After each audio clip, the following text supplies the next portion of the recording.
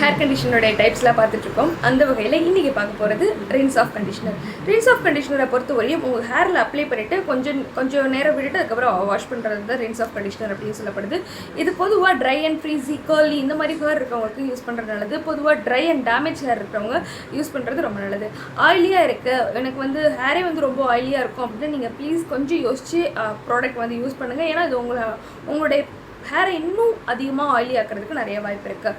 அது மட்டும் இல்லாமல் இதில் சில வகையான இன்க்ரீடியன்ஸ் ஆட் பண்ணுறாங்க. என்னென்ன இன்க்ரீடியன்ஸ் அப்படின்னு பார்த்தீங்கன்னா அலிவேரா ஜெல், சில வகையான ப்ரோட்டீன்ஸ், இம்பார்ட்டண்டாக கெரட்டின் ப்ரோட்டீன்ஸ், அது மட்டும் இல்லாமல் செட்டைல் ஆல்கஹால், எமல்சிஃபையிங் வேக்ஸ், இது மாதிரியான இன்க்ரீடியன்ஸ்லாம் ஆட் பண்ணுறாங்க. சில இடத்துல சிலிகான்ஸும் ஆட் பண்ணுறாங்க அப்படின்னு சொல்லப்படுது.